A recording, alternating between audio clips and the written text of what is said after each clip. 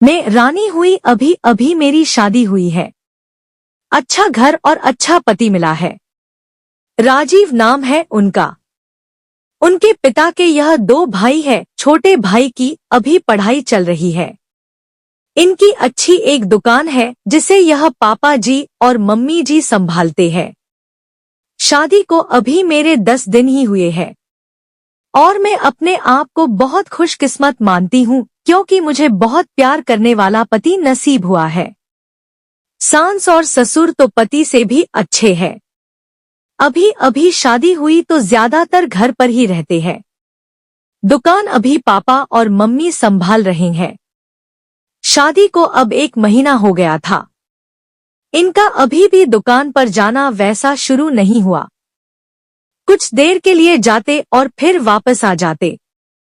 सुबह पापा जी ही जल्दी उठकर दुकान खोलते और देर रात तक वही दुकान पर बैठते थे। मम्मी जी उनके लिए खाना ले जाया करती थी। यह दिन भर मेरे पीछे ही घूमते। मैंने इन्हें बोला कि अच्छा नहीं लगता, अब आप रेगुलर दुकान पर जाना शुरू करिए वरना पापा मम्मी कहेंगे कि मैंने आपको कंट्रोल कर रखा है।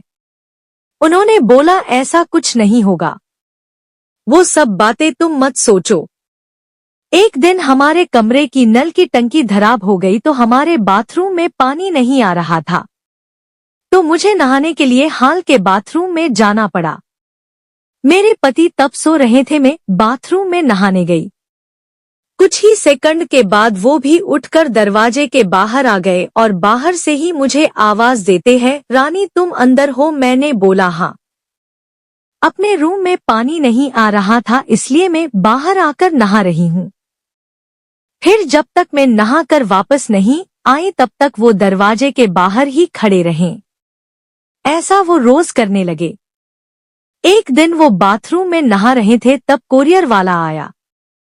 कोई था नहीं तो मैं रिसीव करने के लिए दरवाजे पर गई। मैं अभी उससे बात कर ही रही थी कि यह बाथरूम से टॉवेल में ही भाग कर आए। आते ही मुझे जोर से कहते हैं कि तुम अंदर जाओ। फिर उसके जाने के बाद किचन में आकर मुझसे कहते हैं कि इस तरह अनजान आदमी से बात करना सेफ नहीं है, तुम ध्यान रखा करो। फिर इसके बाद मैंने कई बातें देखी, जैसे जब हम बाहर जाते थे तब वो मुझे इधर उधर नहीं देखने देते थे। कहीं खाना खा रहे होते थे तो मेरी नजरें कहाँ है, मैं किसे देख रही हूँ देखते थे। बार बार अपनी जगह बदलते रहते थे। मेरे पति का यह स्वभाव मेरे सास ससुर भी देख रहे थे। एक दिन पापा ने उन्हें दुकान के काम से बाहर जाने को कहा तो उन्होंने मना कर दिया। फिर पापा को ही जाना पड़ा।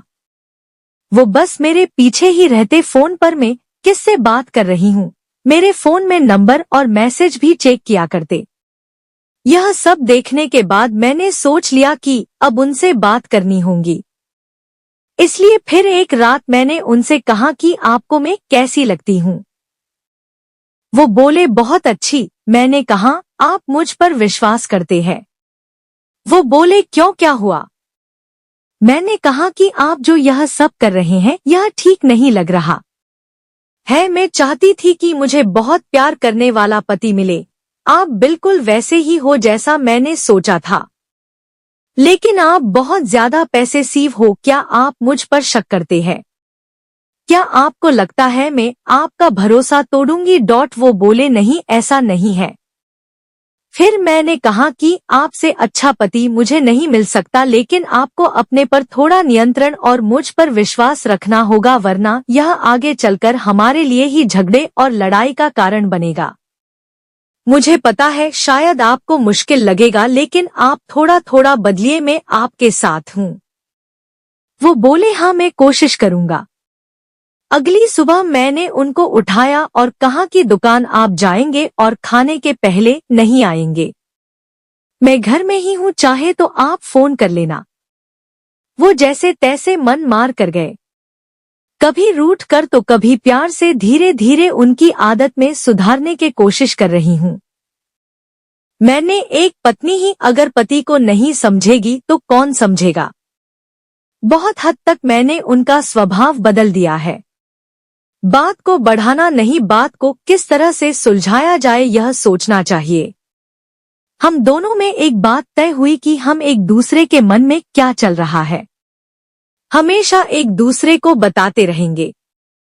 बात नहीं करना, अपनी बात मन में ही रखना ही किसी समस्या को जन्म देता है।